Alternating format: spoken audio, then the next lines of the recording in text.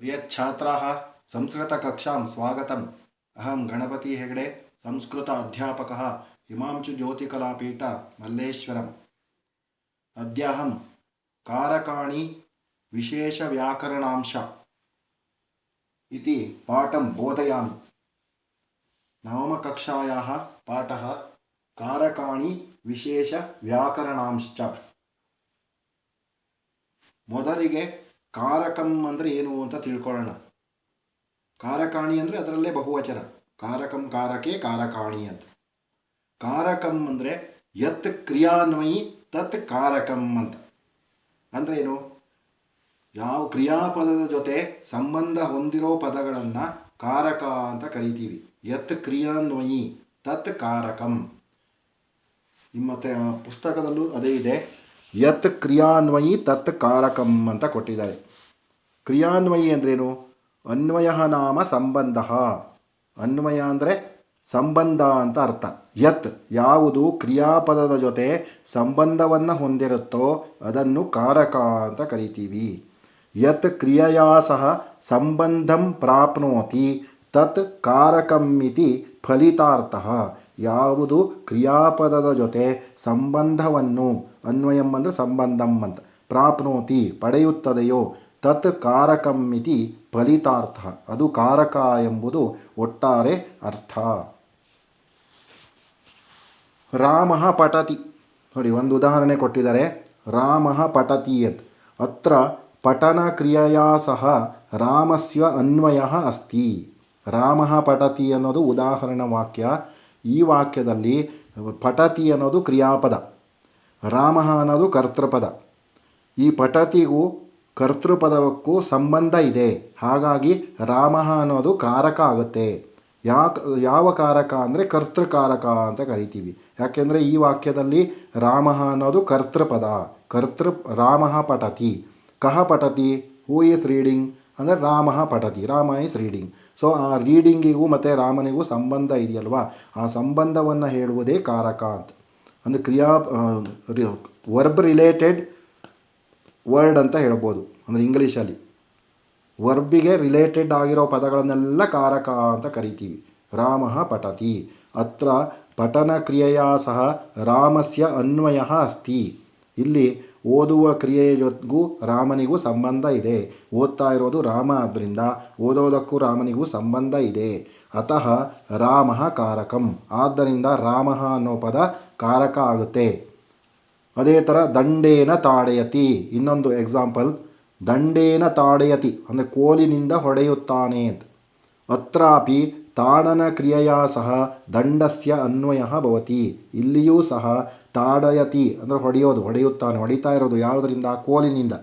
ಹಾಗೆ ಹೊಡೆಯೋದಕ್ಕೆ ಕೋಲು ಬೇಕಲ್ವ, ಕೋಲು ಕಾರಕ ಆಯಿತು. ಹೊಡೆಯೋದಕ್ಕೂ ಕೋಲಿಗೂ ಸಂಬಂಧ ಇದೆ.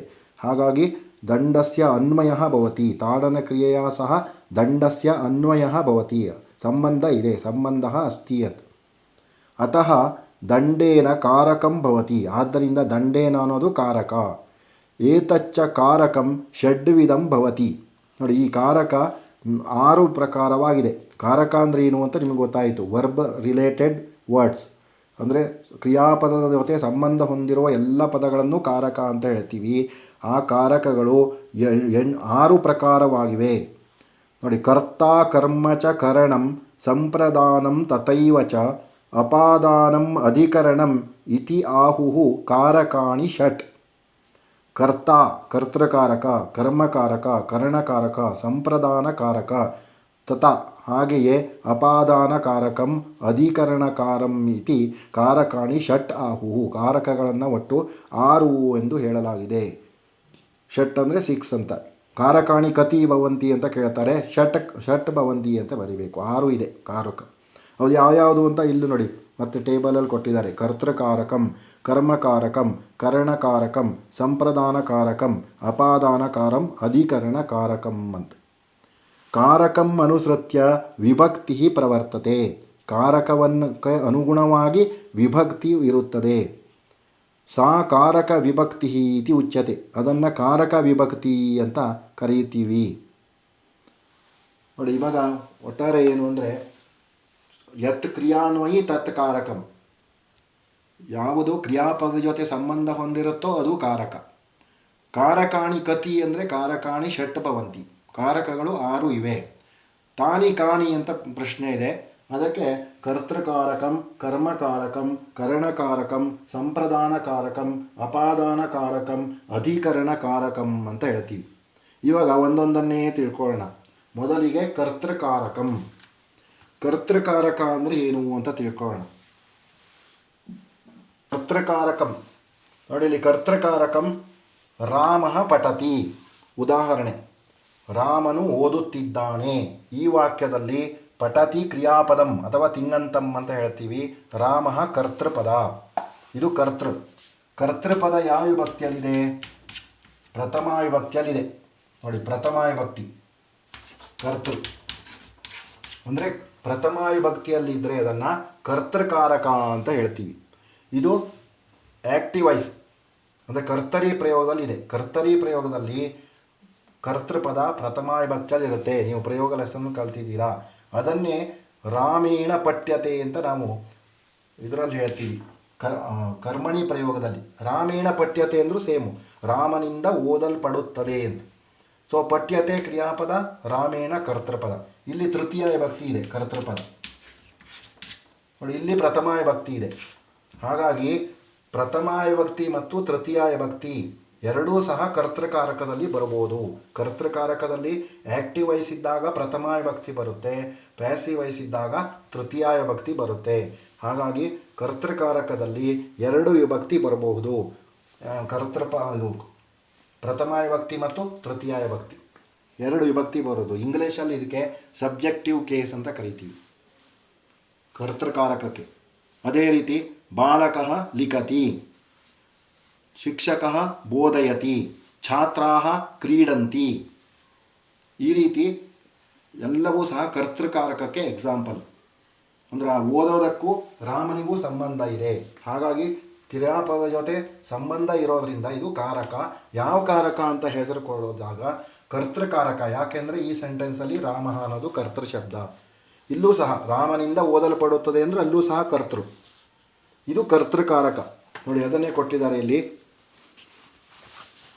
ಪ್ರಥಮ ವಿಭಕ್ತಿ ಕರ್ತೃಕಾರಕಂ ಪ್ರಥಮ ವಿಭಕ್ತಿ ಕರ್ತರಿ ಪ್ರಯೋಗೆ. ಕರ್ತರಿ ಪ್ರಯೋಗ ಇದ್ದಾಗ ಕರ್ತೃಕಾರಕದಲ್ಲಿ ಪ್ರಥಮ ವಿಭಕ್ತಿ ಬರುತ್ತೆ. ರಾಮ ಪಠತಿ, ರಾಮ ಕರ್ತೃಪದ ಅಲ್ವಾ, ಪ್ರಥಮ ವಿಭಕ್ತಿ ಇದೆ ತಾನೇ, ಅದಕ್ಕೆ ರಾಮ ಪಠತಿ. ತೃತೀಯ ವಿಭಕ್ತಿ ಯಾವಾಗ ಬರುತ್ತೆ? ಪ್ಯಾಸಿವ್ ವಾಯ್ಸಲ್ಲಿ ಕರ್ಮಣಿ ಪ್ರಯೋಗದಲ್ಲಿ ರಾಮೇಣ ಪಠ್ಯತೆ, ರಾಮನಿಂದ ಓದಲ್ಪಡುತ್ತದೆ. ಇಲ್ಲೂ ತೃತೀಯ ವಿಭಕ್ತಿ ಇದೆ. ಆಗ ಕರ್ತೃಕಾರಕದಲ್ಲಿ 2 ವಿಭಕ್ತಿ ಬರಬಹುದು, ಪ್ರಥಮ ಆ್ಯಂಡ್ ತೃತೀಯ. ಕರ್ಮಣಿ ಪ್ರಯೋಗೆ ಭಾವೇ ಪ್ರಯೋಗೆ ತೃತೀಯ ವಿಭಕ್ತಿ. ಕರ್ತರಿ ಪ್ರಯೋಗ ಇದ್ದಾಗ ಪ್ರಥಮ ವಿಭಕ್ತಿ ಬರುತ್ತೆ. ಕರ್ಮಣಿ ಮತ್ತು ಭಾವೇ ಪ್ರಯೋಗದಲ್ಲಿ ಕರ್ತೃಪದ ತೃತೀಯ ವಿಭಕ್ತಿಯಲ್ಲಿರುತ್ತೆ. ಅದು ಸಹ ಕರ್ತೃಕಾರಕವೇ. ಬಾಲಿಕೆಯ ಹಸ್ಯತೆ ನೋಡಿ, ಇನ್ನೊಂದು ಎಕ್ಸಾಂಪಲ್ ಕೊಟ್ಟಿದ್ದಾರೆ. ಬಾಲಕಿಯಿಂದ ನಗಲ್ಪಡುತ್ತದೆ ಅಂತ. ಇದು ಭಾವೇ ಪ್ರಯೋಗ. ಮಾಲಿಕೆಯ ಅಂತ ತೃತೀಯ ವಿಭಕ್ತಿ ಇದೆ. ತೃತೀಯ ವಿಭಕ್ತಿ ಕರ್ತೃಕಾರಕ. ಕರ್ತೃಕಾರಕದಲ್ಲಿ 2 ವಿಭಕ್ತಿ. ಆಮೇಲೆ ಕರ್ಮಕಾರಕಂ. ಎರಡನೇದು ಕರ್ಮಕಾರಕಂ, ಆಬ್ಜೆಕ್ಟಿವ್ ಕೇಸ್ ಅಂತ ಇಂಗ್ಲೀಷಲ್ಲಿ ಹೇಳ್ತೀವಿ. ಬಾಲಃ ಪಾಠಂ ಲಿಖತಿ ನೋಡಿ, ಇಲ್ಲಿ ಬಾಲಕನು ಪಾಠವನ್ನು ಬರೆಯುತ್ತಾನೆ. ಲಿಖತಿ ಕ್ರಿಯಾಪದ. ಈ ಕ್ರಿಯಾಪದಕ್ಕೂ ಬಾಲಕನಿಗೂ ಸಂಬಂಧ ಇದೆ. ಆಗ ಬಾಲಃ ಕಾರಕ ಆಯಿತು, ಇದು ಕರ್ತೃಕಾರಕ. ಪಾಠಂ ಲಿಖತಿ, ಬಾಲಃ ಕಿಂ ಲಿಖತಿ ಅಂದರೆ ಪಾಠಂ ಲಿಖತಿ. ಹಾಗಾಗಿ ಪಾಠಕ್ಕೂ ಬರೆಯೋದಕ್ಕೂ ಸಂಬಂಧ ಇದೆ. ಪಾಠಂ ಅನ್ನೋದು ಕರ್ಮ ಪದ, ಅದಕ್ಕೆ ಕರ್ಮಕಾರಕ. ಇದು ಕರ್ಮಕಾರಕ, ಇದು ಕರ್ತೃಕಾರಕ ನೋಡಿ. ಈ ಬಾಲಃ ಮತ್ತು ಪಾಠಂ ಎರಡಕ್ಕೂ ಕ್ರಿಯಾಪದಕ್ಕೂ ಸಂಬಂಧ ಇದೆ. ಕಹ ಲಿಖತಿ ಅಂದರೆ ಬಾಲಃ ಲಿಖತಿ, ಕಿಂ ಲಿಖತಿ ಅಂದರೆ ಪಾಠಂ ಲಿಖತಿ. ಹಾಗಾಗಿ ಲಿಖತಿಗೂ ಇದೆರಡು ವರ್ಡ್ಸಿಗೂ ಸಂಬಂಧ ಇರೋದ್ರಿಂದ ಇದೆರಡೂ ಸಹ ಕಾರಕ. ಕರ್ಮಪದ ಆಬ್ಜೆಕ್ಟಿವ್ ಕೇಸ್ ಅಂತ ಕರಿತೀವಿ. ಅದೇ ಥರ ಇದು ಆ್ಯಕ್ಟಿವ್ ವಾಯ್ಸಲ್ಲಿದೆ. ಪ್ಯಾಸಿವ್ ವಾಯ್ಸ್ ಮಾಡಿದಾಗ ಬಾಲೇನ ಪಾಠ ಲಿಖ್ಯತೆ, ಬಾಲಕನಿಂದ ಪಾಠವು ಬರೆಯಲ್ಪಡುತ್ತದೆ. ಲಿಖ್ಯತೆಗೂ ಬಾಲೇನ ಪದಕ್ಕೂ ಪಾಠಗೂ ಸಂಬಂಧ ಇದೆ. ಇಲ್ಲೂ ಸಹ ಕರ್ಮಪದ ಪಾಠ, ಇದು ಪ್ರಥಮ ವಿಭಕ್ತಿಯಲ್ಲಿದೆ. ಹಾಗಾಗಿ ಕರ್ಮಕಾರಕದಲ್ಲಿ 2 ವಿಭಕ್ತಿ ಬರಬಹುದು. ಇದು ಕರ್ತೃಕಾರಕ ನೋಡಿ. ಕರ್ಮಕಾರಕದಲ್ಲೂ 2 ವಿಭಕ್ತಿ ಬರಬಹುದು. ಆ್ಯಕ್ಟಿವ್ ವಾಯ್ಸ್ ಇದ್ದಾಗ ದ್ವಿತೀಯ ವಿಭಕ್ತಿ, ಪ್ಯಾಸಿವ್ ವಾಯ್ಸ್ ಇದ್ದಾಗ ಪ್ರಥಮ ವಿಭಕ್ತಿ. ನೋಡಿ, ಎರಡು ವಿಭಕ್ತಿ ಬರ್ಬೋದು ಕರ್ಮಕಾರಕದಲ್ಲಿ. ಆಬ್ಜೆಕ್ಟಿವ್ ಕೇಸಲ್ಲಿ ಎರಡು ವಿಭಕ್ತಿ ಬರ್ಬೋದು. ಬಾಲಃ ಪಾಠಂ ಲಿಖತ್ ಹೇಳುವಲ್ಲಿ ಪಾಠಮ್ಮು ಕರ್ಮಕಾರಕ, ಬಾಲೇನ ಪಾಠ ಲಿಖ್ಯತೆ ಹೇಳುವಲ್ಲಿ ಪಾಠ ಕರ್ಮಕಾರಕ. ಇಲ್ಲಿ ಕರ್ತರಿ ವಾಕ್ಯ ಇದೆ, ದ್ವಿತೀಯ ವಿಭಕ್ತಿ ಬಂದಿದೆ. ಇದು ಕರ್ಮಣಿ ಪ್ರಯೋಗ ಇರೋದರಿಂದ ಇಲ್ಲಿ ಪ್ರಥಮ ವಿಭಕ್ತಿ ಇದೆ. ಹಾಗಾಗಿ ಎರಡು ವಿಭಕ್ತಿ ಬರ್ಬೋದು. ಕರ್ಮಕಾರಕ ಬದಲಲ್ಲಿ ಎರಡು ವಿಭಕ್ತಿ ಬರ್ಬೋದು. ನೋಡಿ, ಅದನ್ನೇ ನಿಮ್ಮ ಪುಸ್ತಕದಲ್ಲಿ ಕೊಟ್ಟಿದ್ದಾರೆ. ಕರ್ಮಕಾರಕಂ ದ್ವಿತೀಯ ವಿಭಕ್ತಿ ಕರ್ತರಿ ಪ್ರಯೋಗ ಇದ್ದಾಗ ಬಾಲಃ ಪಾಠಂ ಲಿಖತಿ ಕರ್ತರಿ ಪ್ರಯೋಗ ತಾನೇ, ಆ್ಯಕ್ಟಿವ್ ವಾಯ್ಸ್. ಇಲ್ಲಿ ಬಾಲಃ ಕರ್ತೃಕಾರಕ, ಪಾಠಂ ಕರ್ಮಕಾರಕ ದ್ವಿತೀಯ ವಿಭಕ್ತಿಯಲ್ಲಿದೆ. ಅದೇ ಥರ ಬಾಲೇನ ಪಾಠ ಲಿಖ್ಯತೆ ಪ್ರಥಮ ವಿಭಕ್ತಿ, ಪಾಠ ಅನ್ನೋದು ಪ್ರಥಮ ವಿಭಕ್ತಿ ಇದೆ ಕರ್ಮಕಾರಕ, ಬಾಲೇನ ಕರ್ತೃಕಾರಕ ತೃತೀಯ ಇದೆ. ಅದೇ ಥರ ಇವಾಗ ಸೀತೆಯ ಹಸ್ಯತೆ ಅಂತ ಇದ್ದರೆ ಸೀತೆಯಿಂದ ನಗಲ್ಪಡುತ್ತದೆ, ಆವಾಗ ಸೀತೆಯ ಅನ್ನೋದು ಕರ್ತೃಕಾರಕ ಆಗುತ್ತೆ. ಅದೇ ಇವಾಗ ಕವಿನ ಕಾವ್ಯಂ ಕ್ರಿಯತೆ ಅಂತ ಇರುತ್ತೆ. ಕವಿನ ಅಂದರೆ ಕರ್ತೃಕಾರಕ, ಕಾವ್ಯಂ ಅಂದರೆ ಕರ್ಮಕಾರಕ. ಆಮೇಲೆ ಶಿಕ್ಷಕ ಪಾಠಂ ಬೋಧಯತಿ, ಪಾಠಂ ಕರ್ಮಕಾರಕ, ಶಿಕ್ಷಕ ಕರ್ತೃಕಾರಕ. ಬಾಲಕಾಃ ಕ್ರೀಡಾಂಗಣೆ ಕ್ರೀಡಂತಿ, ಬಾಲಕಾಃ ಕರ್ತೃಕಾರಕ. ಈ ರೀತಿ ಕರ್ಮಕಾರಕ ಅಂದರೆ ಆಬ್ಜೆಕ್ಟಿವ್ ಕೇಸ್, ಅಂದರೆ ಕರ್ಮ ಪದವೇ ಕರ್ಮಕಾರಕ ಅಂತ ಕರೀತೀವಿ. ಆಮೇಲೆ ಮೂರನೇದು ಕರಣಕಾರಕಂ ಇನ್ಸ್ಟ್ರೂಮೆಂಟಲ್ ಕೇಸ್ ಅಂತ ಕರಿತೀವಿ. ಕರಣಕಾರಕಕ್ಕೆ ಇಂಗ್ಲೀಷಲ್ಲಿ ಇನ್ಸ್ಟ್ರೂಮೆಂಟಲ್ ಕೇಸ್. ರಾಮ ಬಾಣೇನ ರಾವಣಂ ಹಂತಿ, ರಾಮನು ಬಾಣದಿಂದ ರಾವಣನನ್ನು ಕೊಲ್ಲುತ್ತಾನೆ. ಹಂತಿ ತಿಂಗಂತಂ ಅಥವಾ ಕ್ರಿಯಾಪದಂ. ಹಂತಿಗೂ ಈ ರಾಮನಿಗೂ ಬಾಣಕ್ಕೂ ಮತ್ತು ರಾವಣನಿಗೂ ಸಂಬಂಧ ಇದೆ. ಹಂತಿ, ಕಹ ಹಂತಿ, ರಾಮ ಹಂತಿ.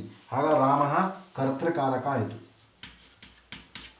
ಆಮೇಲೆ ಬಾಣೇನ ಕೇನ ಹಂತಿ, ಯಾವುದರಿಂದ ಕೊಲ್ತಾನೆ ಅಂದರೆ ಬಾಣೇನ. ನೋಡಿ, ಇದು ಕರಣಕಾರಕ, ಬಾಣದಿಂದ ಕೊಲ್ಲುತ್ತಾನೆ ಅಂತ. ಕೇನ ಹಂತಿ.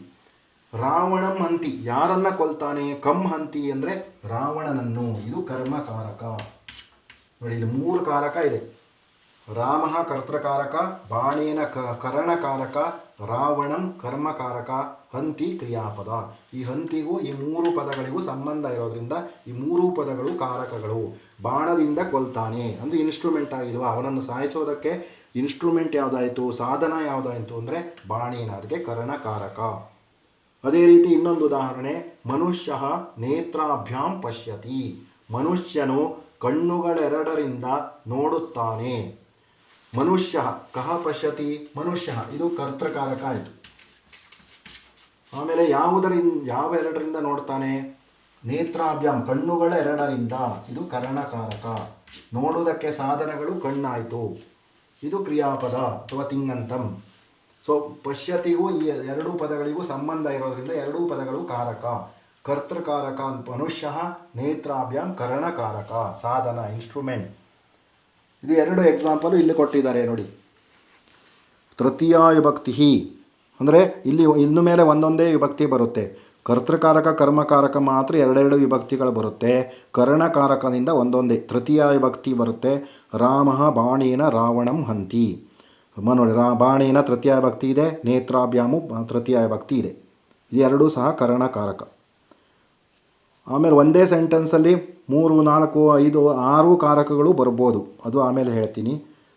ಇವಾಗ ಇದೇ ಥರ ಬೇರೆ ಎಕ್ಸಾಂಪಲ್ ಹೇಳಬೇಕು ಅಂದರೆ ನಿಮಗೆ, ಇವಾಗ ಅಹಂ ವಾಹನೇನ ಶಾಲಾಂ ಗಚ್ಚಾಮಿ, ವಾಹನೇನ ವೆಹಿಕಲ್ಲಿಂದ ಹೋಗ್ತೀನಿ.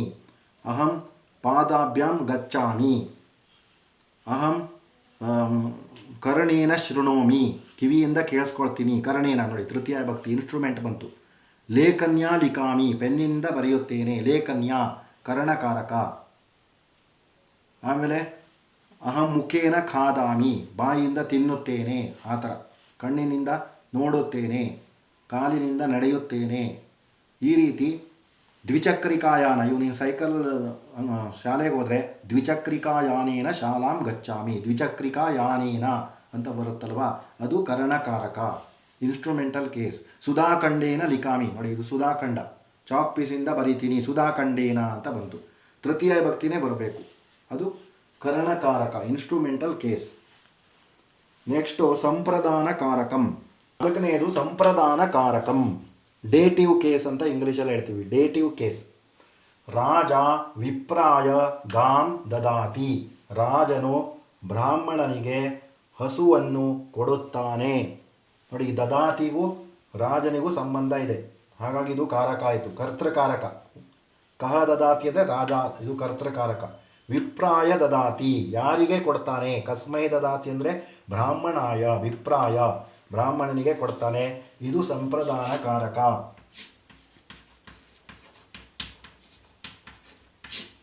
ಗಾಂ ದದಾತಿ, ಏನನ್ನು ಕೊಡ್ತಾನೆ. ಕಾಮ್ ದದಾತಿ ಅಂದರೆ ಗಾಂ ದದಾತಿ, ಹಸುವನ್ನು ಕೊಡುತ್ತಾನೆ. ಹಸುವನ್ನು ಅಂತ ಬಂತು, ಇದು ಕರ್ಮಕಾರಕ. ನೋಡಿ, ಇಲ್ಲಿ ಈ ಮೂರೂ ಪದಗಳು ಕಾರಕಗಳು, ಕರ್ತೃಕಾರಕ, ಸಂಪ್ರದಾನ ಕಾರಕ, ಕರ್ಮಕಾರಕ. ದದಾತಿಗೂ ಈ ಮೂರು ಪದಗಳಿಗೂ ಸಂಬಂಧ ಇರೋದ್ರಿಂದ ಇದು ಕಾರಕ. ಇದು ಸಂಪ್ರದಾನ ಕಾರಕದಲ್ಲಿ ಚತುರ್ಥಿ ವಿಭಕ್ತಿನೇ ಬರುತ್ತೆ. ಇದನ್ನು ಇಂಗ್ಲೀಷಲ್ಲಿ ಡೇಟಿವ್ ಕೇಸ್ ಅಂತ ಕರೀತಾರೆ. ಒಂದು ಕೊಡೋದು, ಯಾರು ರಿಸೀವರ್, ಯಾರು ಪಡೀತಾನೋ ಅವನಿಗೆ ಚತುರ್ಥಿ ವಿಭಕ್ತಿ ಬರುತ್ತೆ. ಹಾಗಾಗಿ ಚತುರ್ಥಿ ವಿಭಕ್ತಿ ಬಂದ ತಕ್ಷಣ ನೀವು ಸಂಪ್ರದಾನ ಕಾರಕ ಅಂತ ಬರೀಬೋದು. ಇಲ್ಲ ಸಂಪ್ರದಾನ ಕಾರಕ ಬಂದರೆ ಅದು ಚತುರ್ಥಿ ವಿಭಕ್ತಿಯಲ್ಲಿ ಇರಬೇಕು. ನೋಡಿ, ಇನ್ನೊಂದು ಎಕ್ಸಾಂಪಲ್. ಮೇನಕ ಭಿಕ್ಷುಕಾಯ ಧನಂ ಯಚ್ಚತಿ. ಮೇನಕ ಭಿಕ್ಷುಕನಿಗೆ ಹಣವನ್ನು ಕೊಡುತ್ತಾಳೆ. ಕೊಡ್ತಾ ಇರೋದು ಮೇನಕ. ಮೇನಕ ಕರ್ತೃಕಾರಕ. ಯಾರಿಗೆ ಕೊಡ್ತಾಳೆ. ಭಿಕ್ಷುಕನಿಗೆ. ಭಿಕ್ಷುಕಾಯ ಚತುರ್ಥಿ ಭಕ್ತಿಯಲ್ಲಿದೆ, ಭಿಕ್ಷುಕ ಶಬ್ದ ರಾಮಾಯತ್ರ. ಹಾಗಾಗಿ ಇದು ಸಂಪ್ರದಾನ ಕಾರಕ. ಧನಂ ಯಚ್ಚತಿ, ಏನನ್ನು ಕೊಡ್ತಾಳೆ. ಹಣವನ್ನು ಕೊಡುತ್ತಾಳೆ. ಧನಂ ಅನ್ನೋದು ಕರ್ಮಕಾರಕ. ಅದೇ ಮೂರು ಪದಗಳು ಕಾರಕ ಆಗುತ್ತೆ, ಕರ್ತೃಕಾರಕ, ಸಂಪ್ರದಾನ ಕಾರಕ ಮತ್ತು ಕರ್ಮಕಾರಕ. ಈ ರೀತಿ ಚತುರ್ಥಿ ವಿಭಕ್ತಿ ಬರುತ್ತೆ. ಸಂಪ್ರದಾನ ಕಾರಕ ಇದ್ದಾಗ ಚತುರ್ಥಿ ವಿಭಕ್ತಿ ಬರುತ್ತೆ. ನೆಕ್ಸ್ಟು ಅಪಾದಾನ ಕಾರಕಂ. ನೋಡಿ, ಐದನೇದು ಅಪಾದಾನ ಕಾರಕಂ. ಅಪಾದಾನ ಕಾರಕಂ ಅಂದರೆ ಅಬ್ಲೇಟಿವ್ ಕೇಸ್ ಅಂತ ಇಂಗ್ಲೀಷಲ್ಲಿ ಹೇಳ್ತೀವಿ. ಅಬ್ಲೇಟಿವ್ ಕೇಸ್. ವೃಕ್ಷಾತ್ ಪರ್ಣಂ ಪತತಿ. ಮರದಿಂದ ಎಲೆಯು ಬೀಳುತ್ತಿದೆ. ಪರ್ಣಂ ಅಂದರೆ ಎಲೆ, ಲೀಫ್, ಬೀಳ್ತಾ ಇದೆ. ಪತತಿಗೂ ವೃಕ್ಷಾತಿಗೂ ಸಂಬಂಧ ಇದೆ. ಪತತಿ ಮತ್ತು ಪರ್ಣಂಗೆ ಸಂಬಂಧ ಇದೆ, ಎರಡೂ ಸಹ ಕಾರಕ. ವೃಕ್ಷಾತ್ ಎಲ್ಲಿಂದ ಬೀಳ್ತಾ ಇದೆ ಅಂತ. ಸೊ ಇಲ್ಲಿ ಪಂಚಮಿ ವಿಭಕ್ತಿ ಇದೆಯಲ್ವಾ, ವೃಕ್ಷ ಶಬ್ದ ರಾಮಾತ್ತರ. ಸೊ ಇದು ಸಂಪ್ರದಾನ ಅಪಾದಾನ ಕಾರಕ. ಇದು ವೃಕ್ಷಾತ್ ಅನ್ನೋದು ಅಪಾದಾನ ಕಾರಕ. ಪರ್ಣಂ ಯಾವುದು ಬೀಳ್ತಾ ಇರೋದು. ಪರ್ಣಂ ಪತತಿ. ಸೊ ಇದು ಕರ್ತೃಕಾರಕ. ಹಾಗಾಗಿ ಪಂಚಮಿ ಅಪಾದಾನ ಕಾರಕ ಅಂದರೆ ಪಂಚಮಿ ವಿಭಕ್ತಿ ಬರಬೇಕು. ಅಪಾದಾನ ಅಂದರೆ ಮೀನಿಂಗ್ ಏನು ಅಂದರೆ ಅಬ್ಲೇಟಿವ್ ಕೇಸ್ ಅಂತ ಕರಿತೀವಿ. ದೂರ ಆಗೋದು, ಸಪ್ರೇಟ್ ಆಗೋದು, ಬೇರ್ಪಡೋದು. ಮರದಿಂದ ಎಲೆ ಬೀಳ್ತಾ ಇದೆ ಅಂದರೆ ಮರದಿಂದ ದೂರ ಆಯಿತು, ಸಪ್ರೇಟ್ ಆಯಿತು. ನೋಡಿ, ಈ ಅರ್ಥದಲ್ಲಿ ಬರುತ್ತೆ. ಅಪಾದಾನ ಕಾರಕ ಅಂದರೆ ಸಪ್ರೇಟ್ ಆಗು, ಬೇರ್ಪಡಿಸು ಅನ್ನೋ ಅರ್ಥದಲ್ಲಿ ಬರುತ್ತೆ. ಇವಾಗ ಅಹಂ ಗೃಹಾತ್ ಆಗಚ್ಚಾಮಿ ಅಂತ ಹೇಳ್ತೀವಿ. ನಾನು ಮನೆಯಿಂದ ಬಂದೆ ಹೇಳೋದಕ್ಕೆ ಗೃಹೇಣ ಆಗಚ್ಚಾಮಿ ಅಂತ ಹೇಳೋದಿಲ್ಲ. ಅಹಂ ಗೃಹಾತ್ ಆಗಚ್ಚಾಮಿ. ನಾನು ಹಳ್ಳಿಯಿಂದ ಬಂದೆ ಅನ್ನೋದಕ್ಕೆ ಅಹಂ ಗ್ರಾಮಾತ್ ಆಗಚ್ಚಾಮಿ. ಅಹಂ ಶಾಲಾಯಾಹ ಆಗಚ್ಚಾಮಿ, ಈ ಥರ ಹೇಳ್ತೀವಿ. ಅಂದರೆ ಪಂಚಮಿ ವಿಭಕ್ತಿಯನ್ನೇ ಉಪಯೋಗಿಸ್ತೀವಿ. ದೂರ ಆಗು, ಸಪರೇಟ್ ಆಗು ಅನ್ನೋದಕ್ಕೆ. ನೋಡಿ, ಇಲ್ಲಿ ಇನ್ನೊಂದು ಎಕ್ಸಾಂಪಲ್ ಇದೆ. ಜನಕಃ ನಗರಾತ್ ಆಗಚ್ಚತಿ. ತಂದೆಯು ನಗರದಿಂದ ಬರುತ್ತಿದ್ದಾನೆ. ಫ್ರಮ್ ಸಿಟಿ ಅಂತ, ನಗರಾತ್ ಅಂದರೆ. ಇಲ್ಲಿ ಜನಕಃ ಕರ್ತೃಕಾರಕ, ನಗರಾತ್ ಅನ್ನೋದು ಅಪಾದಾನ ಕಾರಕ. ಪಂಚಮಿ ವಿಭಕ್ತಿ ಇದೆ. ಪಂಚಮಿ ವಿಭಕ್ತಿ ಬಂದ ತಕ್ಷಣ ಅಪಾದಾನ ಅಂತ ಹೇಳ್ಬೋದು ನಾವು. ಅದೇ ಥರ ನೀವು ಬೇರೆ ಬೇರೆ ಉದಾಹರಣೆಗಳನ್ನು ಕೊಡ್ಬೋದು. ಅಹಂ ಕ್ರೀಡಾಂಗಣಾತ್ ಆಗಚ್ಚಾಮಿ, ಅಹಂ ನಗರಾತ್ ಆಗಚ್ಚಾಮಿ, ಅಹಂ ಕಾರ್ಯಾಲಯಾತ್ ಆಗಚ್ಚಾಮಿ. ಈ ರೀತಿ ಬೇರೆ ಬೇರೆ ಉದಾಹರಣೆಯನ್ನು ಕೊಡ್ಬೋದು. ಪಂಚಮಿ ವಿಭಕ್ತಿ ಬಂದ ತಕ್ಷಣ ಅಬ್ಲೇಟಿವ್ ಕೇಸ್ ಅಂತ ಕರಿತೀವಿ, ಸಂಪ್ರದಾನ ಕಾರಕಂ. ನೆಕ್ಸ್ಟು ಅಧಿಕರಣ ಕಾರಕಂ. ಅಧಿಕರಣ ಕಾರಕಂ ಲೊಕೇಟಿವ್ ಕೇಸ್ ಅಂತ ಹೇಳ್ತೀವಿ ಇಂಗ್ಲೀಷಲ್ಲಿ. Locative case. ಕೂಪೆ ಜಲಂ ಅಸ್ತಿ. ಬಾವಿಯಲ್ಲಿ ನೀರು ಇದೆ. ಇಲ್ಲಿ ಅಸ್ಥಿಗೂ ಕೂಪೆಗೂ ಬಾವಿಗೂ ಸಂಬಂಧ ಇದೆ, ನೀರಿಗೂ ಅಸ್ಥಿಗೂ ಸಂಬಂಧ ಇದೆ. ಕುತ್ರ ಜಲಂ ಅಸ್ತಿ ಅಂದರೆ ಕೂಪೆ ಜಲಂ ಅಸ್ತಿ ಅಂತ ಹೇಳ್ತೀವಿ. ಕೂಪೆ ಕಿಮ್ ಅಸ್ತಿ ಅಂದರೆ ಕೂಪೆ ಜಲಂ ಅಸ್ತಿ. ಹಾಗಾಗಿ ಅಸ್ಥಿ ಅನ್ನೋದಕ್ಕೂ ಈ ಎರಡು ಪದಗಳಿಗೂ ಸಂಬಂಧ ಇರೋದ್ರಿಂದ ಎರಡೂ ಪದಗಳು ಕಾರಕಗಳು. ಕೂಪೆ ಯಾವ ವಿಭಕ್ತಿಯಲ್ಲಿದೆ. ಸಪ್ತಮಿ ವಿಭಕ್ತಿ ಇದೆ. ನೋಡಿ, ಸಪ್ತಮಿ ವಿಭಕ್ತಿ. ಈ ಸಪ್ತಮಿ ವಿಭಕ್ತಿ ಬಂದ ತಕ್ಷಣ ಅಧಿಕರಣ ಕಾರಕ. ಪ್ರಥಮ ವಿಭಕ್ತಿ ಇದೆ, ಇದು ಕರ್ತೃಕಾರಕ. ಅಸ್ತಿ ಕ್ರಿಯಾಪದ ಅಥವಾ ತಿಂಗಂತಂ. ನೋಡಿ, ಬಾವಿಯಲ್ಲಿ ನೀರು ಇದೆ. ಸೊ ಬಾವಿಯಲ್ಲಿ ಅಂತ ಕನ್ನಡದಲ್ಲೂ ಸಪ್ತಮಿ ವಿಭಕ್ತಿ ಬಂದ ಕೂಡ ಅಲ್ಲಿ ಬರಲ್ವಾ ಪ್ರತ್ಯಯ. ಹಾಗಾಗಿ ಬಾವಿಯಲ್ಲಿ ಎಲ್ಲಿ ಇದೆ, ಲೊಕೇಶನನ್ನು ಹೇಳುತ್ತೆ, ಇದು ಲೊಕೇಟಿವ್ ಕೇಸ್. ಹಾಗಾಗಿ ಇದು ಅಧಿಕರಣ ಕಾರಕ. ಸಪ್ತಮಿ ವಿಭಕ್ತಿ ಬರುತ್ತೆ. ಜಲಂ ಅಸ್ತಿ. ನೋಡಿ ಇನ್ನೊಂದು ಎಕ್ಸಾಂಪಲು, ಮುಖೇ ದಂತಾಹ ಸಂತಿ. ಮುಖೆ ಅಂದರೆ ಮುಖ ಅಂದರೆ ಎರಡು ಅರ್ಥ ಇದೆ, ಒಂದು ಬಾಯಿ ಇನ್ನೊಂದು ಫೇಸ್. ಇಲ್ಲಿ ಮುಖದ ಬಾಯಿಯಲ್ಲಿ ಹಲ್ಲುಗಳು ಇವೆ ಅಂತ ಅರ್ಥ. ಮುಖೇ ದಂತಾಹ ಸಂತಿ. ಮುಖೆ ಅಂತ ಸಪ್ತಮಿ ವಿಭಕ್ತಿ ಇದೆ ನೋಡಿ, ಅದೇ ಅಧಿಕರಣ ಕಾರಕ. ದಂತಾಹ ಸಂತಿ, ಹಲ್ಲುಗಳು ಇವೆ. ದಂತಾಹ ಕರ್ತೃಕಾರಕ. ಸಂತಿ ಅಸ್ತಿ ಇದ್ರ ಬಹುವಚನ ರೂಪ ಸಂತಿ. ಇದು ಅಧಿಕರಣ ಕಾರಕ. ಇದೇ ರೀತಿ ಬೇರೆ ಉದಾಹರಣೆ ಕೊಡಬೇಕು ಅಂದರೆ, ಇವಾಗ ವನೆ ಮೃಗಾಹ ಸಂತಿ ಅಂದರೆ ಅಡವಿಯಲ್ಲಿ ಮೃಗಗಳು ಪ್ರಾಣಿಗಳು ಇವೆ. ಜಲೇ ಮೀನಾಹ ಸಂತಿ, ನೀರಿನಲ್ಲಿ ಮೀನುಗಳು ಇವೆ. ಅದೇ ಥರ ಶಾಲಾಯಾಮ್ ಛಾತ್ರಾಹ ಪಠಂತಿ, ಶಾಲೆಯಲ್ಲಿ ವಿದ್ಯಾರ್ಥಿಗಳು ಓದುತ್ತಾರೆ. ಶಾಲಾಯಾಮ್ ಅಧಿಕರಣ ಕಾರಕ. ಕ್ರೀಡಾಂಗಣೆ ಬಾಲಕಾಹ ಕ್ರೀಡಂತಿ, ಕ್ರೀಡಾಂಗಣದಲ್ಲಿ ಬಾಲಕರು ಆಟವಾಡುತ್ತಾರೆ. ಕ್ರೀಡಾಂಗಣೆ ಸಪ್ತಮಿ ವಿಭಕ್ತಿ ಅಧಿಕರಣ ಕಾರಕ. ಈ ರೀತಿ ಅಧಿಕರಣ ಅಂದರೆ ಲೊಕೇಶನನ್ನು ಹೇಳುತ್ತೆ. ಇದು ಬೇಸ್. ಅಧಿಕರಣ ಅಂದ್ರೇನು, ಆಧಾರ, ಬೇಸ್ ಅಂತ ಅರ್ಥ. ಹಾಗಾಗಿ ಅದು ಲೊಕೇಶನನ್ನು ಹೇಳೋದ್ರಿಂದ ಲೊಕೇಟಿವ್ ಕೇಸ್ ಅಧಿಕರಣ ಕಾರಕ. ಈ ರೀತಿ ಕಾರಕ ಒಟ್ಟು 6 ಇದೆ. ಕರ್ತೃಕಾರಕ, ಕರ್ಮಕಾರಕ, ಕರಣಕಾರಕ, ಸಂಪ್ರದಾನ ಕಾರಕ, ಅಪಾದಾನ ಕಾರಕ, ಅಧಿಕರಣ ಕಾರಕ. ಕರ್ತೃಕಾರಕದಲ್ಲಿ 2 ವಿಭಕ್ತಿ ಬರ್ಬೋದು, ಪ್ರಥಮ ಮತ್ತು ತೃತೀಯ ವಿಭಕ್ತಿ. ಕರ್ಮಕಾರಕದಲ್ಲೂ 2 ವಿಭಕ್ತಿ ಬರ್ಬೋದು, ಪ್ರಥಮ ಮತ್ತು ದ್ವಿತೀಯ ವಿಭಕ್ತಿ. ದ್ವಿತೀಯ ಮತ್ತು ಪ್ರಥಮ ಅಂದರೆ ಕರ್ತರಿ ಪ್ರಯೋಗ ಇದ್ದಾಗ ದ್ವಿತೀಯ ವಿಭಕ್ತಿ ಬರುತ್ತೆ, ಕರ್ಮಣಿ ಪ್ರಯೋಗ ಇದ್ದಾಗ ಪ್ರಥಮ ವಿಭಕ್ತಿ ಬರುತ್ತೆ. ಅಂದರೆ ಎರಡು ಕಾರಕದಲ್ಲಿ 2 ವಿಭಕ್ತಿ ಬರ್ಬೋದು.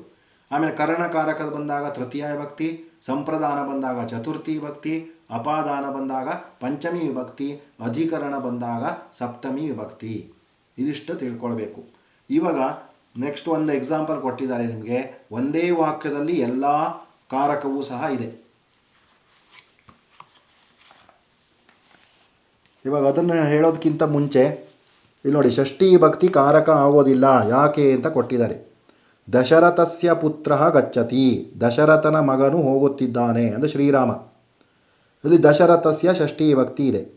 ಬಾಲಕಸ್ಯ ಗೃಹೇ ಧೇನುಃ ಅಸ್ತಿ, ಬಾಲಕನ ಮನೆಯಲ್ಲಿ ಹಸು ಇದೆ. ವನಸ್ಯ ಸಮೀಪಂ ದೇವಾಲಯ ಅಸ್ತಿ, ವನದ ಸಮೀಪ ಅಡವಿಯ ಹತ್ತಿರ ದೇವಾಲಯವು ಇದೆ. ಏತೇಷು ವಾಕ್ಯೇಷು ಷಷ್ಠಿ ವಿಭಕ್ತಿ ಶ್ರೂಯತೆ, ಎಲ್ಲ 3 ವಾಕ್ಯಗಳಲ್ಲಿ ಷಷ್ಠಿ ವಿಭಕ್ತಿ ಇದೆ. ದಶರಥಸ್ಯ, ಬಾಲಕಸ್ಯ, ವನಸ್ಯ. ಕಿಂತು ತಸ್ಯಾಹ ಕ್ರಿಯೆಯ ಸಹ ಅನ್ವಯವೂ ನಾಸ್ತಿ, ಆದರೆ ಕ್ರಿಯಾಪದಕ್ಕೂ ಆ ಷಷ್ಠಿ ವಿಭಕ್ತಿಯಲ್ಲಿ ಇದೆಯಲ್ವಾ ಆ ಪದಗಳಿಗೂ ಸಂಬಂಧ ಇಲ್ಲ. ನೋಡಿ, ಅಸ್ತಿ ಇದೆ, ದಶರಥಸ್ಯ ಅಸ್ತಿ ಅಂತ ಹೇಳ್ತೀವ, ಇಲ್ಲ ತಾನೆ. ಹಾಗಾಗಿ ಅಸ್ತಿಗೂ ದಶರಥಸ್ಯಗೂ ಸಂಬಂಧ ಇಲ್ಲ. ಅಲ್ಲ, ಗಚ್ಚತಿಗೂ ದಶರಥಸ್ಯಗೂ ಸಂಬಂಧ ಇಲ್ಲ. ಅದೇ ಥರ ಇಲ್ಲೂ ಸಹ ಅಸ್ತಿ ಮತ್ತು ಬಾಲಕಸ್ಯ ಇದೆ, ಅಸ್ತಿಗೂ ಬಾಲಕಸ್ಯ ಪದಕ್ಕೂ ಸಂಬಂಧ ಇಲ್ಲ. ಹಾಗಾಗಿ ಅದು ಕಾರಕ ಅಲ್ಲ. ಷಷ್ಠಿ ವಿಭಕ್ತಿ ಕಾರಕ ಅಲ್ಲ ಅನ್ನೋದನ್ನು ಹೇಳಿದ್ದಾರೆ. ವನಸ್ಯ ಸಮೀಪಂ ದೇವಾಲಯ ಅಸ್ತಿ, ಅಸ್ತಿಗೂ ಮತ್ತು ವನಸ್ಯಗೂ ಸಂಬಂಧ ಇಲ್ಲ. ಹಾಗಾಗಿ ವನಸ್ಯ, ಬಾಲಕಸ್ಯ, ದಶರಥಸ್ಯ ಇದು 3 ಪದಗಳು ಷಷ್ಠಿ ವಿಭಕ್ತಿಯಲ್ಲಿವೆ. ಷಷ್ಠಿ ವಿಭಕ್ತಿಯಲ್ಲಿ ಇರೋದನ್ನು ಕಾರಕ ಅಂತ ಕನ್ಸಿಡರ್ ಮಾಡೋದಿಲ್ಲ. ಷಷ್ಠಿ ವಿಭಕ್ತಿಯಲ್ಲೇ ಸಂಬಂಧ ಇರುತ್ತೆ. ಷಷ್ಠಿ ವಿಭಕ್ತಿಯಲ್ಲೇ ಸಂಬಂಧ ಇರೋದರಿಂದ ವರ್ಬಿಗೂ ಅದಕ್ಕೂ ಸಂಬಂಧ ಇರೋದಿಲ್ಲ. ಕಿಂತು ತಸ್ಯಾಹ ಕ್ರಿಯೆಯ ಸಹ ಅನ್ವಯ ನಾಸ್ತಿ, ಅತಃ ಕಾರಕಂ ನ ಭವತಿ, ಆದ್ದರಿಂದ ಕಾರಕ ಅಲ್ಲ. ಏಷ ಏವ ಶೇಷಷಷ್ಠಿ ಅಥವಾ ಸಂಬಂಧ ಸಾಮಾನ್ಯೋ ಷಷ್ಠಿ ಇತಿ ಉಚ್ಯತೆ, ಆದ್ದರಿಂದಲೇ ಶೇಷಷಷ್ಠಿ ಅಥವಾ ಸಂಬಂಧ ಸಾಮಾನ್ಯ ಷಷ್ಠಿ ಅಂತ ಕರಿತೀವಿ. ಷಷ್ಠಿ ವಿಭಕ್ತಿಯಲ್ಲೇ ಸಂಬಂಧ ಇರೋದರಿಂದ ಆ ವಿಭಕ್ತಿ ಉಪಯೋಗಿಸಿದಾಗ, ಇವಾಗ ಮಮ ಪುಸ್ತಕಂ ಅಂತ ಹೇಳ್ತೀವಿ, ಮೈ ಬುಕ್ ಅಂತ, ಅಲ್ಲಿ ವರ್ಬೇ ಇಲ್ಲ ಅಂದ್ರೆ ಆ ಷಷ್ಠಿ ವಿಭಕ್ತಿಯೇ ಸಂಬಂಧವನ್ನು ಹೇಳೋದ್ರಿಂದ ಕ್ರಿಯಾಪದದ ಅವಶ್ಯಕತೆ ಬರೋದಿಲ್ಲ. ಹಾಗಾಗಿ ಕ್ರಿಯಾಪದಕ್ಕೂ ಅದಕ್ಕೂ ಸಂಬಂಧ ಬರೋದಿಲ್ಲ. ಹಾಗಾಗಿ ಶೇಷಷಷ್ಠಿ ಸಾಮಾನ್ಯ ಸಂಬಂಧ ಸಾಮಾನ್ಯ ಷಷ್ಠಿ ಅಂತ ಹೇಳ್ತೀವಿ. ಇವಾಗ ಕರ್ತೃಕಾರಕಂ ನೋಡಿ, ಇಲ್ಲಿ ಎಲ್ಲ ಕಾರಕವನ್ನು ಇದರಲ್ಲಿ ಕೊಟ್ಟಿದ್ದಾರೆ. ಮಾತ ಅಂದರೆ ತಾಯಿ ಅಂತ. ಫಲಂ ಅಂದರೆ ಹಣ್ಣನ್ನು. ಹಸ್ತೇನ ಅಂದರೆ ಕೈಯಿಂದ. ಪುತ್ರಾಯ ಮಗನಿಗೆ ಕರಂಡಕಾತ್ ಅಂದರೆ ಬ್ಯಾಸ್ಕೆಟ್ಟಿಂದ ಕರಂಡಕಾತ್ ಅಂದರೆ ಹಣ್ಣಿನ ಬುಟ್ಟಿ, ಆ ಬುಟ್ಟಿಯಿಂದ ಪಾಕಗೃಹೆ ಅಡುಗೆ ಮನೆಯಲ್ಲಿ ದದಾತಿ ಅಥವಾ ಯಚ್ಚತಿ ಎರಡು ಸೇಮ್ ಮೀನಿಂಗು, ಕೊಡುತ್ತಾಳೆ ಅಂತ ಅರ್ಥ. ಅಂದರೆ ಒಂದೇ ಸೆಂಟೆನ್ಸು ಎಲ್ಲ ಕಾರಕವೂ ಸೇರಿಕೊಂಡಿದೆ. ಇವು ದದಾತಿ ಅಥವಾ ಯಚ್ಚತಿ ಅನ್ನೋದು ಕ್ರಿಯಾಪದ ತಿಂಗಂತಂ. ಆ ಕ್ರಿಯಾಪದದ ಜೊತೆ ಎಲ್ಲ ಪದಗಳಿಗೂ ಸಂಬಂಧ ಇರೋದರಿಂದ ಎಲ್ಲದೂ ಕಾರಕ ಆಗಿದೆ ಇಲ್ಲಿ ನೋಡಿ. ಕಾ ದದಾತಿ ಕೊಡ್ತಾ ಇರೋದು ಯಾರು? ಮಾತಾ ದದಾತಿ, ಮಾತಾ ಕರ್ತೃಕಾರಕ. ಕಿಂ ದದಾತಿ ಏನನ್ನು ಕೊಡ್ತಾಳೆ? ಫಲಂ ದದಾತಿ ಹಣ್ಣನ್ನು ಕೊಡುತ್ತಾಳೆ. ಫಲಂ ಅನ್ನೋದು ಕರ್ಮಕಾರಕ ಆಯಿತು, ದ್ವಿತೀಯ ವಿಭಕ್ತಿ ಇದೆ. ಆಮೇಲೆ ಹಸ್ತೇನ ದದಾತಿ ಯಚ್ಚತಿ ಯಾವುದರಿಂದ ಕೊಡ್ತಾಳೆ ಅಂದರೆ ಕೈಯಿಂದ, ಇನ್ಸ್ಟ್ರೂಮೆಂಟ್ ಆಯ್ತಲ್ವಾ, ಕರಣಕಾರಕ. ಅದೇ ಥರ ಪುತ್ರಾಯ ದದಾತಿ ಕಸ್ಮೈ ದದಾತಿ ಯಾರಿಗೆ ಕೊಡ್ತಾಳೆ? ಪುತ್ರಾಯ ಚತುರ್ಥಿ ಭಕ್ತಿ ಇದೆ, ಸಂಪ್ರದಾನ ಕಾರಕಂ. ಕರಂಡಕಾತ್ ಯಚ್ಚತಿ ಆಮೇಲೆ ಬುಟ್ಟಿಯಿಂದ, ಹಣ್ಣಿನ ಬುಟ್ಟಿಯಿಂದ ತೆಗೆದು ಕೊಡ್ತಾಳೆ, ಆವಾಗ ಅದು ಕರಂಡಕಾತ್ ಅಂತ ಪಂಚಮಿ ಭಕ್ತಿ ಬಂತು, ಅಪಾದಾನ ಕಾರಕಂ. ಪಾಕಗೃಹೇ ದದಾತಿ ಕುತ್ರ ದದಾತಿ ಎಲ್ಲಿಂದ ಎಲ್ಲಿ ಕೊಡೋದು ಎಲ್ಲಿ, ಯಾವ ಪ್ಲೇಸಲ್ಲಿ ಅಂದರೆ ಪಾಕಗೃಹೆ ಅಡುಗೆ ಮನೆಯಲ್ಲಿ, ಇದು ಅಧಿಕರಣಕಾರಕ ಆಯಿತು, ಸಪ್ತಮಿ ಭಕ್ತಿ ಇದೆ. ಈ ರೀತಿ ಒಂದೇ ಸೆಂಟೆನ್ಸಲ್ಲಿ ಎಲ್ಲ ಕಾರಕಗಳು ಇವೆ ಇಲ್ಲಿ. ಮಾತಾ ಫಲಂ ಹಸ್ತೇನ ಪುತ್ರಾಯ ಕರಂಡಕಾತ್ ಪಾಕಗೃಹೇ ದದಾತಿ ಅಥವಾ ಯಚ್ಚತಿ. ಇದಿಷ್ಟು ಕಾರಕಗಳು ನೋಡಿ. ಇವಾಗ ಕಾರಕ ಅರ್ಥ ಆಗಿದೆ ಅಂತ ಅಂದ್ಕೊಂಡಿದ್ದೀನಿ. ಇವಾಗ ಮುಂದೆ ಇನ್ನೊಂದು ಪಾರ್ಟ್ ಇದೆ ಇದರಲ್ಲಿ, ಇದೇ ಚಾಪ್ಟ್ರಲ್ಲಿ ವಿಶೇಷ ವ್ಯಾಕರಣಾಂಶ ಅಂತ. ವಿಶೇಷ ವ್ಯಾಕರಣಾಂಶ ಅಂದ್ರೇನು ಅಂದರೆ ಕೆಲವೊಂದು ಪದಗಳನ್ನು ನಾವು ವಾಕ್ಯದಲ್ಲಿ ಉಪಯೋಗಿಸಿದಾಗ ಅದಕ್ಕೆ ಸಂಬಂಧಿಸಿದ ಪದ ಇಂಥದೇ ನಿರ್ದಿಷ್ಟವಾದ ವಿಭಕ್ತಿಯಲ್ಲಿ ಇರಬೇಕು ಅಂತ ನಿಯಮ ಇದೆ. ಅದನ್ನು ವಿಶೇಷ ವ್ಯಾಕರಣ ಅಂತ ಕರಿತೀವಿ. ಯಾವ ಪದಗಳನ್ನು ಉಪಯೋಗಿಸಿದಾಗ ಯಾವ ವಿಭಕ್ತಿ ಬರಬೇಕು ಅಂತ ನಿಮಗೆ ತಿಳಿಸ್ಕೊಳ್ಳೋದೇ ಈ ವಿಶೇಷ ವ್ಯಾಕರಣಾಂಶ ನೋಡಿ. ಇವಾಗ ವಿಭಕ್ತಿನಾಂ ಪ್ರವೃತ್ತೌ ಕಾರಕತ್ವಮೇವ ನಿಮಿತ್ತಂ ನ ಅಂದರೆ ವಿಭಕ್ತಿಯನ್ನು ಉಪಯೋಗಿಸುವಾಗ ಕಾರಕತ್ವಮೇವ ನಿಮಿತ್ತಂ ನ ಕಾರಕದ ಕಾರಣಕ್ಕೋಸ್ಕರ ವಿಭಕ್ತಿ ಬರೋದಿಲ್ಲ. ಕೆಲವೊಂದು ಇಂಥ ಉಪಪದ ವಿಭಕ್ತಿ ಅಂತ ಕರಿತೀವಿ. ಅಂದರೆ ಒಂದು ಪದಗಳನ್ನು ಉಪಯೋಗಿಸಿದಾಗ ಇದೇ ವಿಭಕ್ತಿ ಬರಬೇಕು ನಿರ್ದಿಷ್ಟವಾಗಿ ಅಂತ ನಿಯಮ ಇದೆ, ಅದು ಉಪಪದ ವಿಭಕ್ತಿ ಅಂತ ಕರಿತೀವಿ.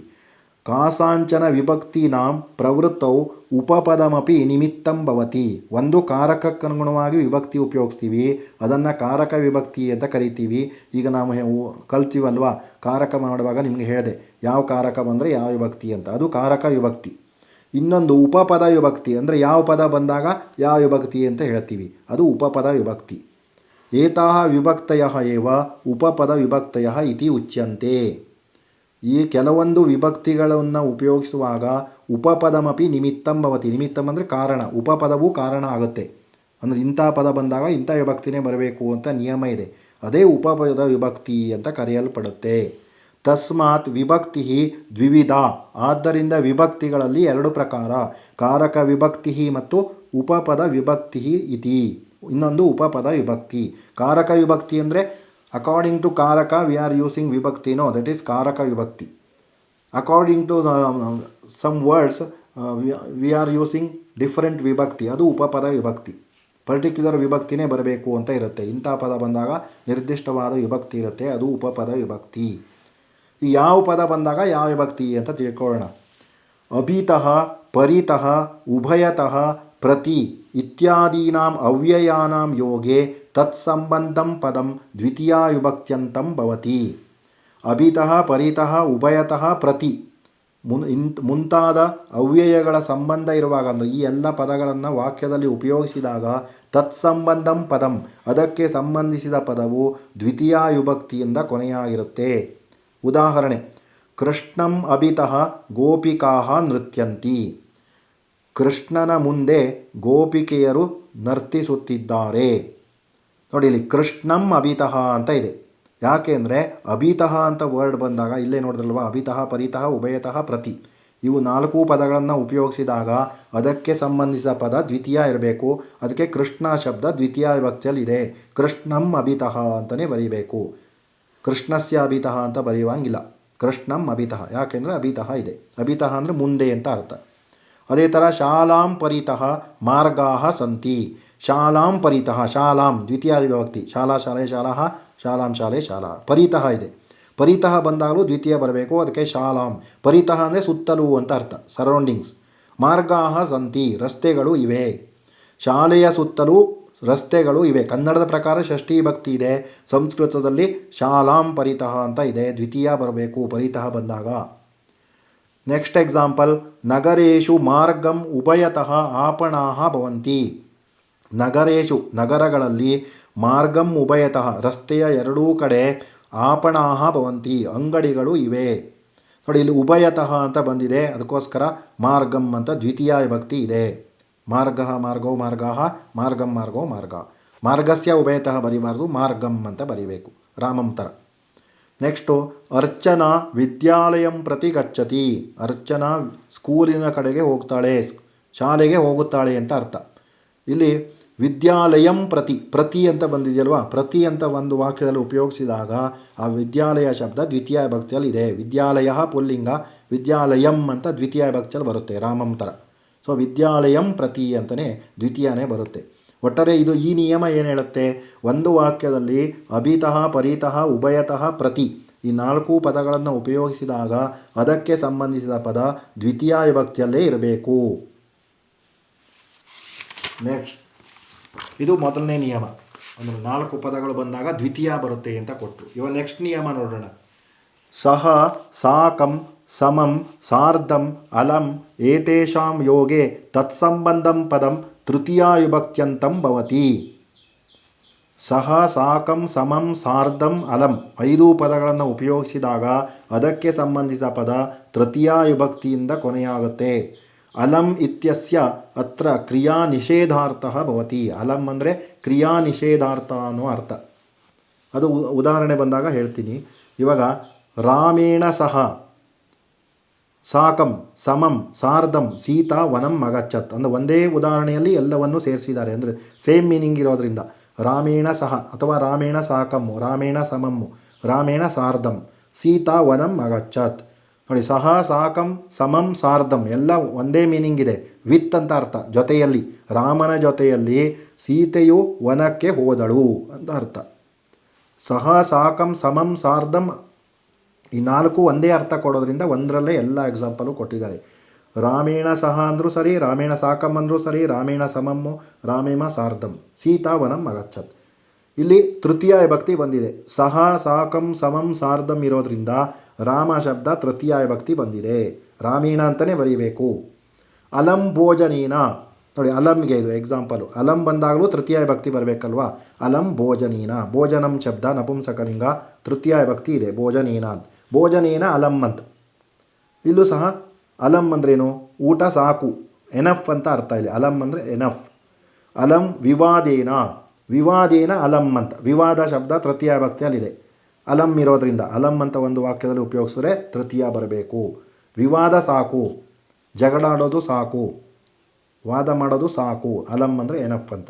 ಈ ರೀತಿ ಸಹ ಸಾಕಂ ಸಮಂ ಸಾರ್ಧಂ ಅಲಂ ಈ 4 ಪದಗಳು ಒಂದು ವಾಕ್ಯದಲ್ಲಿ ಬಂದರೆ ಅದಕ್ಕೆ ಸಂಬಂಧಿಸಿದ ಪದ ತೃತೀಯ ವಿಭಕ್ತಿಯಲ್ಲಿರುತ್ತೆ. ಅದಕ್ಕೋಸ್ಕರ ಇಲ್ಲಿ ರಾಮೇಣ, ಭೋಜನೇನ, ವಿವಾದೇನ ಅಂತ ತೃತೀಯ ವಿಭಕ್ತಿ ಕೊಟ್ಟಿದ್ದಾರೆ. ಆಮೇಲೆ ನೆಕ್ಸ್ಟ್ ಎಕ್ಸಾಂಪಲ್, ನಮಃ ಸ್ವಸ್ತಿ ಸ್ವಾಹ ಇತ್ಯಾದೀನಾಂ ಯೋಗೆ ತತ್ಸಂಬಂಧಂ ಪದಂ ಚತುರ್ಥಿ ವಿಭಕ್ತ್ಯಂತಂ ಭವತಿ. ನಮಃ ಸ್ವಸ್ತಿ ಸ್ವಾಹ ಈ 3 ಪದಗಳು ಇದ್ದಾಗ ಅದಕ್ಕೆ ಸಂಬಂಧಿಸಿದ ಪದ ಚತುರ್ಥಿ ಭಕ್ತಿಯಲ್ಲಿ ಇರುತ್ತೆ. ಗಣೇಶಾಯ ನಮಃ, ನೋಡಿ ನಮಃ ಇದೆ ಈ ಸೆಂಟೆನ್ಸಲ್ಲಿ, ಅದಕ್ಕೆ ಗಣೇಶ ಶಬ್ದ ಚತುರ್ಥಿ ಭಕ್ತಿಯಲ್ಲಿದೆ, ಗಣೇಶನಿಗೆ ನಮಸ್ಕಾರ ಅಂತ. ಪುತ್ರಾಯ ಸ್ವಸ್ತಿ, ಸ್ವಸ್ತಿ ಅಂದರೆ ಒಳ್ಳೆಯದಾಗಲಿ ಅಂತ ಅರ್ಥ, ಅಥವಾ ಆರೋಗ್ಯವಾಗಿರಲಿ ಅಂತ ಅರ್ಥ. ಪುತ್ರಾಯ ಸ್ವಸ್ತಿ, ಮಗನಿಗೆ ಒಳ್ಳೆಯದಾಗಲಿ. ಪುತ್ರಾಯ, ಪುತ್ರ ಶಬ್ದ ಚತುರ್ಥಿ ಭಕ್ತಿಯಲ್ಲಿದೆ, ಯಾಕೆಂದರೆ ಸ್ವಸ್ತಿ ಇರೋದ್ರಿಂದ. ಇಂದ್ರಾಯ ಸ್ವಾಹ, ಇಂದ್ರನಿಗೆ ಅರ್ಪಿತವಾಗಲಿ, ಇಂದ್ರನಿಗೆ ಸ್ವೀಕೃತವಾಗಲಿ ಅಂತ. ಇದು ಹೋಮಗಳನ್ನೆಲ್ಲ ಮಾಡುವಾಗ ಬರುತ್ತೆ. ಇಂದ್ರಾಯ ಸ್ವಾಹ, ಅಗ್ನಯೇ ಸ್ವಾಹ, ವಾಯವೇ ಸ್ವಾಹ ಅಂತ ಬರುತ್ತೆ. ಸ್ವಾಹ ಬಂದಾಗ ಚತುರ್ಥಿ ಭಕ್ತಿ, ಅದಕ್ಕೆ ಸಂಬಂಧಿಸಿದ ಪದ ಚತುರ್ಥಿ ಭಕ್ತಿಯಲ್ಲಿ ಇರಬೇಕು. ಗಣೇಶಾಯ, ಪುತ್ರಾಯ, ಇಂದ್ರಾಯ 3 ಚತುರ್ಥಿ ಭಕ್ತಿಯಲ್ಲಿದೆ. ಯಾಕೆಂದರೆ ನಮಃ ಸ್ವಸ್ತಿ ಸ್ವಾಹ ಪದಗಳನ್ನು ಉಪಯೋಗಿಸಿದಾಗ ಅದಕ್ಕೆ ಸಂಬಂಧಿಸಿದ ಪದ ಚತುರ್ಥಿ ಭಕ್ತಿಯಲ್ಲಿ ಇರಬೇಕು. ಅದೇ ಥರ ದೇವಾಯ ನಮಃ, ಗುರವೇ ನಮಃ, ಶಿವಾಯ ನಮಃ, ವಿಷ್ಣವೇ ನಮಃ ಅಂತ ನಾವು ಹೇಳ್ತೀವಿ. ನೆಕ್ಸ್ಟು ಪ್ರಾಕ್ ಬಹಿಃ ಆರಭ್ಯ ಇತ್ಯಾದೀನಾಂ ಯೋಗೆ ತತ್ಸಂಬಂಧಂ ಪದಂ ಪಂಚಮೀ ವಿಭಕ್ತ್ಯಂತಂ ಭವತಿ. ಪ್ರಾಕ್ ಬಹಿಃ ಆರಭ್ಯ ಮುಂತಾದ ಪದಗಳ ಉಪಯೋಗಿಸಿದಾಗ ಅದಕ್ಕೆ ಸಂಬಂಧಿಸಿದ ಪದ ಪಂಚಮಿ ವಿಭಕ್ತಿಯಲ್ಲಿರುತ್ತೆ.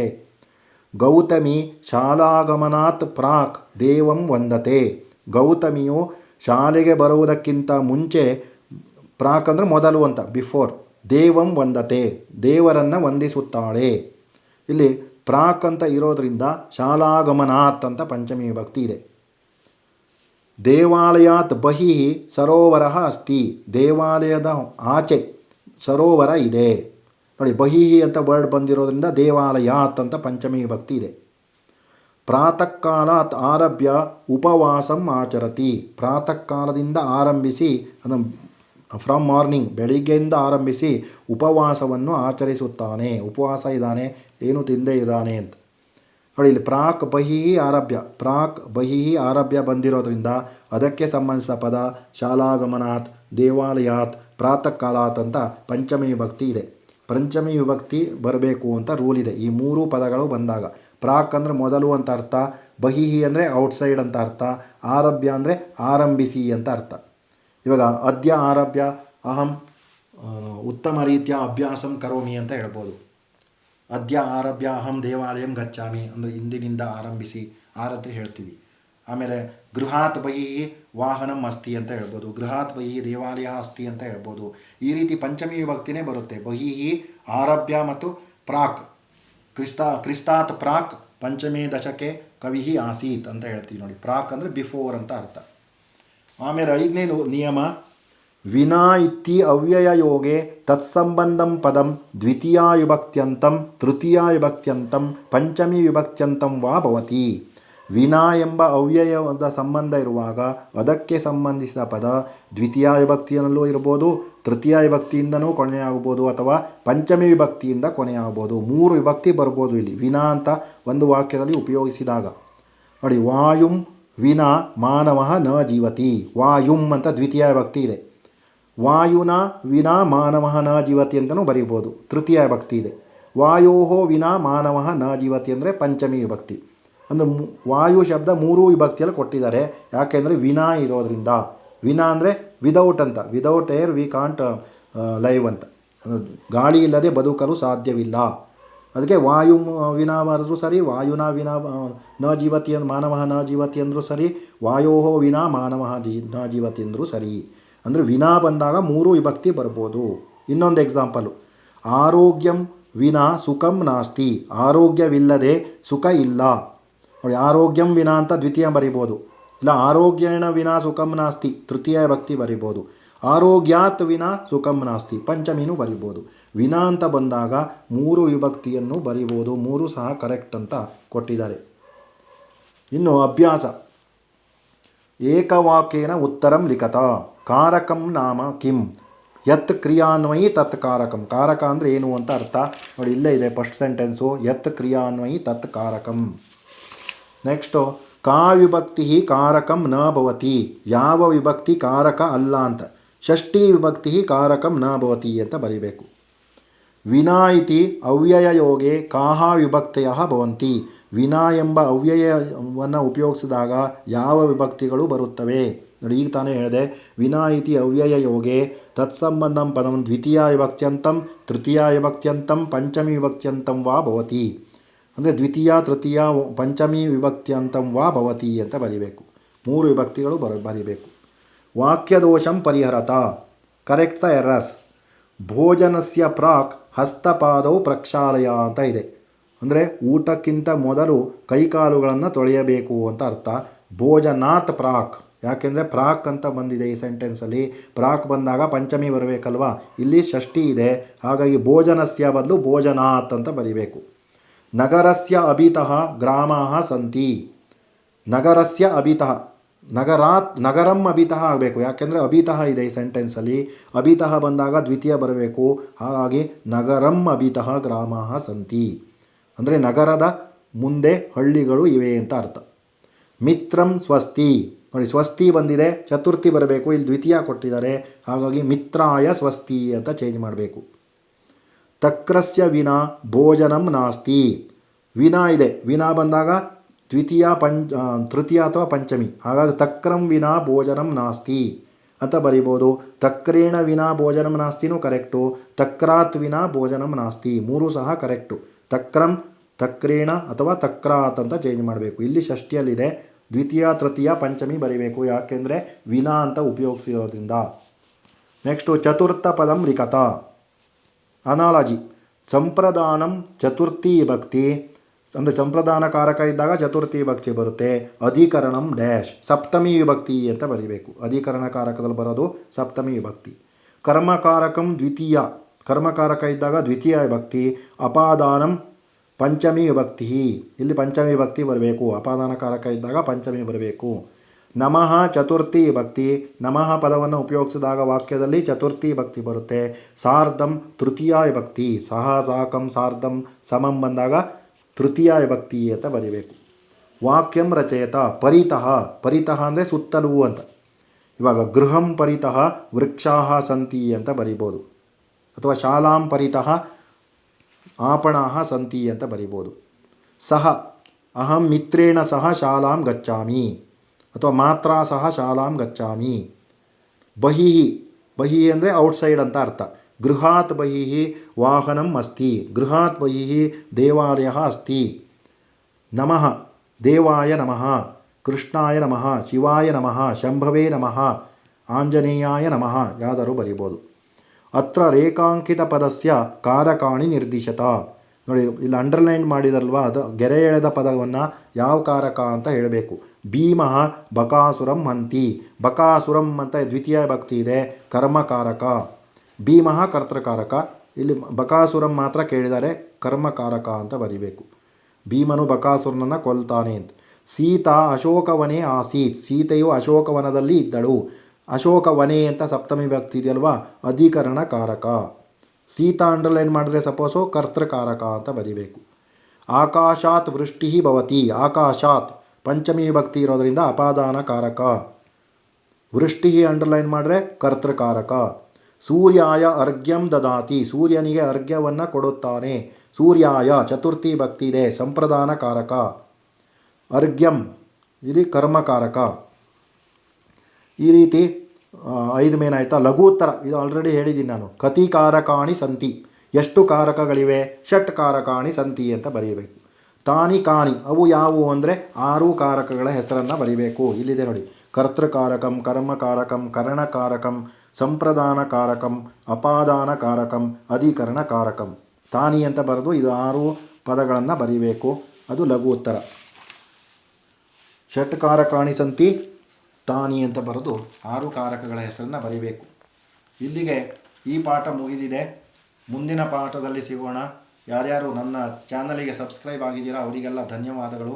ಪಕ್ಕದಲ್ಲಿ ಕಾಣುವಂತಹ ಬೆಲ್ ಐಕನ್ನನ್ನು ಪ್ರೆಸ್ ಮಾಡಿದ್ರೆ ನಿಮಗೆ ನಾನು ಹಾಕುವಂತಹ ಎಲ್ಲ ಪಾಠಗಳನ್ನು ತಾವು ವೀಕ್ಷಿಸಿ ಹೆಚ್ಚು ಅಂಕಗಳನ್ನು ಗಳಿಸಿ. ಇನ್ನೇನು ಫೈನಲ್ ಎಕ್ಸಾಮ್ ಹತ್ರ ಬರ್ತಾ ಇದೆ. ಎಲ್ಲರೂ ಸಹ ಈ ವಿಡಿಯೋಗಳನ್ನು ಆದಷ್ಟು ಹೆಚ್ಚು ಉಪಯೋಗಿಸಿ ಹೆಚ್ಚು ಅಂಕಗಳನ್ನು ಪಡೆಯಿರಿ. ಇದರ ಉಪಯುಕ್ತತೆಯನ್ನು ತಾವೆಲ್ಲ ಪಡಿಬೇಕು. ನನ್ನನ್ನು ಪ್ರೋತ್ಸಾಹಿಸುವುದಕ್ಕಾಗಿ ನೀವು ಬೆಲ್ ಐಕನನ್ನು ಪ್ರೆಸ್ ಮಾಡಬೇಕು, ಲೈಕ್ ಕೊಡಬೇಕು. ಯಾಕೆಂದರೆ ನಮಗೆ ಎನ್ಕರೇಜ್ಮೆಂಟು ಅಷ್ಟೇ, ನನಗೆ ಇನ್ನೇನು ಲಾಭ ಇಲ್ಲ. ಇದರಿಂದ ನನಗೆ ಎನ್ಕರೇಜ್ಮೆಂಟ್ ಸಿಗುತ್ತೆ, ಪಾಠ ಮಾಡೋದಕ್ಕೆ ಉತ್ಸಾಹ ಬರುತ್ತೆ. ಹೆಚ್ಚೆಚ್ಚು ಸಬ್ಸ್ಕ್ರೈಬ್ ಆದರೆ ನನಗೆ ಹೆಚ್ಚೆಚ್ಚು ಉತ್ಸಾಹ ಬರುತ್ತೆ. ಹೆಚ್ಚೆಚ್ಚು ಲೈಕ್ ಸಿಕ್ಕಿದ್ರೆ ನಮಗೆ ಸಂತೋಷ ಆಗುತ್ತೆ, ಅಷ್ಟೇ ಸಂತೋಷ ಮಾತ್ರ ಸಿಗುತ್ತೆ. ಹಾಗಾಗಿ ತಾವೆಲ್ಲ ಇದನ್ನು ವೀಕ್ಷಣೆ ಮಾಡ್ತೀರಾ ಅಂತ ನಂಬ್ಕೊಂಡು ಇವತ್ತಿನ ಪಾಠ ಮುಕ್ತಾಯ ಮಾಡ್ತೀನಿ. ಧನ್ಯವಾದ.